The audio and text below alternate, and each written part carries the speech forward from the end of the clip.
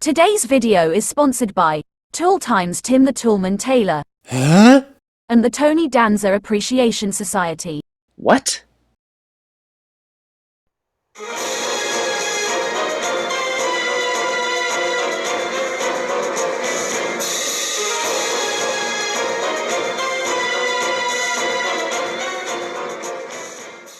Demolition Girl is a 3D action shooting game, developed by Tamsoft and published by D3, and later 505 Games.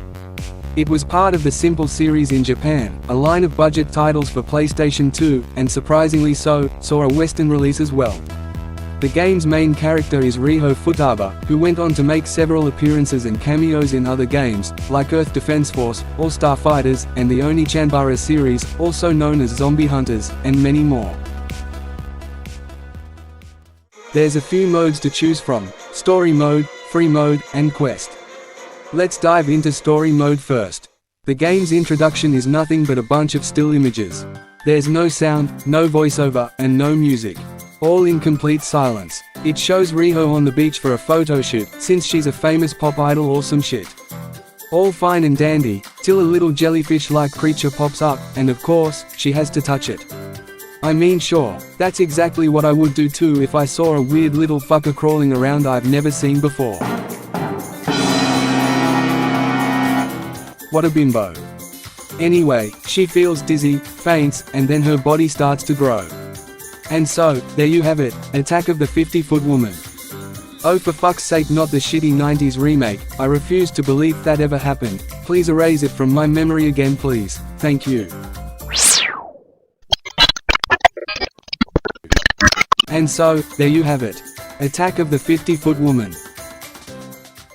There's a total of 6 chapters, each with its own objectives and shit. Riho is now a giant, aimlessly walking about, minding her own business, whatever business that is, and the National Guard is like, "Get to the chopper!" Even though she's the game's main protagonist, you don't control her at all. You're part of the National Guard, trying to capture and save her sorry ass. Before starting each mission, the game offers a few options for vehicle and arsenal. Vehicle types don't really matter, I think, as it's only cosmetic. There's also a handful of special items, which I'll come back to in a bit. Your first mission is to collect data of Riho's body measurements. First, her boobs. I mean, of course, if there's a gigantic woman walking about, the very first thing we all want to know is the sheer size of her giant milk bags. Anything for science. Then it's down to her waist. Don't get too close, be sure to keep a little distance, or she'll crash into your chopper. You'll take damage. Then there's the special items. For example, third objective is to measure her bum, and since she's easily distracted you can chuck in a special item, like a giant cake, and she'll kneel down and eat that shit, so she won't wander off like a complete moron, which makes things a little easier.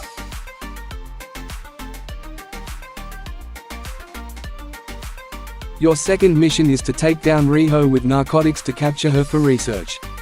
Sure, anything for science. Shots must be fired within 30 seconds at different parts of her body, as many as possible. 30 seconds seems a lot, but your shots need time to refill, and she keeps moving around like an idiot. Also, one thing I haven't mentioned yet, the controls are absolute wank. Your chopper moves at a snail's pace. It takes ages to just move and turn around. Once you've taken her down, it's moving on to the next chapter, or stage, or mission, or whatever.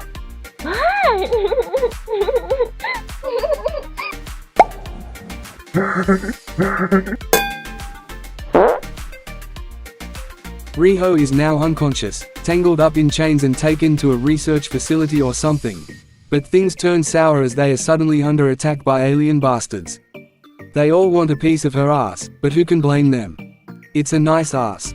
And just when you think the controls couldn't be any worse, you are now in control of a jet, and controls are slightly different, and even worse. I mean, look at this. What the fuck am I even doing here? I'm all over the frigging place. These controls are the worst, it's absolutely bloody ridiculous. Thank God there's a lock-on system for your shots and shit. After taking down a certain number of enemies, it's mission accomplished, and on to the next chapter. As it turns out, the National Guard somehow failed their transport mission anyways, as a giant alien jellyfish creature has possessed Riho. She's now parading round Mount Fuji with said creature on top of her head, looking an absolute gimp. An evil gimp. It's up to you to save her and destroy the creature, but it will fight back showing no mercy. Shooting missiles, fire, she just goes all apeshit. There's lasers coming out of her eyes, like she's fucking Cyclops or something, and goes full Street Fighter mode on you. There's a lot going on here, and I can't stress enough how much these controls suck. This mission is a frigging pain in the ass, and it sure took me a few tries till I finally nailed it. The next chapter is a tank mission, which is such a nice change of pace. All shitty controls are chucked out the window as the tank controls just fine. It's exactly what you'd expect it to be, and it does the job quite well. After saving Riho from the alien jellyfucker on her head, she once again flees, and is now heading towards Tokyo. Yeah, thanks for nothing, bitch.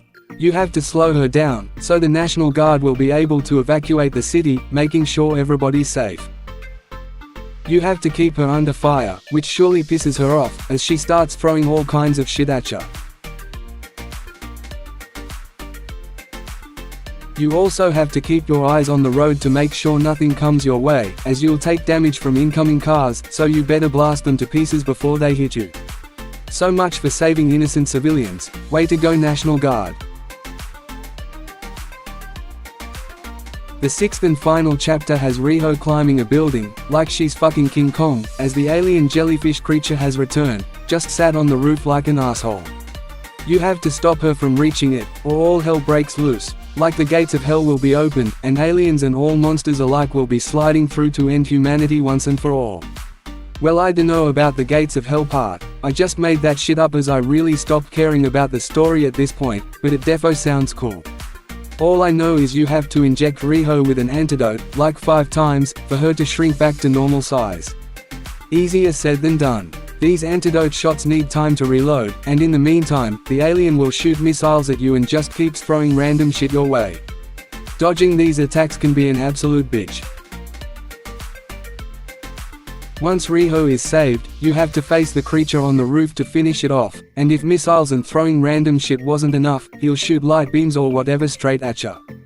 This final mission is an absolute chore and total BS. At this point, I already stopped caring about the story, and just stopped caring about the game altogether. I tried like 10 times and kept fucking dying. I might go back to it one day and try and finish it, but for now, fuck this piece of alien shit, and fuck this game, whatever. After completing a chapter in story mode, it will be selectable in free mode. Free mode is basically just replaying the game's 6 chapters in any order you wish, and try and beat your own high score, or so-called ranking. Nothing more, nothing less. In quest mode, there's a bunch of objectives to complete. It won't tell you what the objectives are, as they are marked with question marks at first, but as you progress through the game, certain boxes will be ticked off randomly as it seems. Bit of an odd design choice if you ask me, but whatever.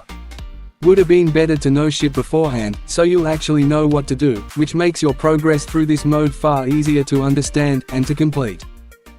So, final verdict. Does this game actually come recommended? Well, yes, and no. It has the most awkward control scheme ever. It plays like shit, and its premise is just silly and nonsensical to say the least. It's not a great game by any means, but at the same time, it's very self-aware.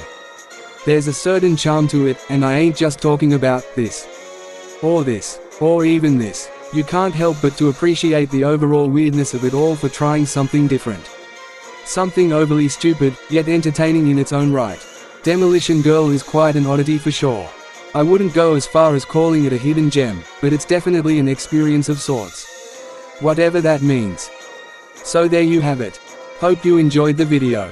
Like and subscribe, if you haven't already. Thanks for watching. Stay safe and awesome. Cheers. Now, piss off.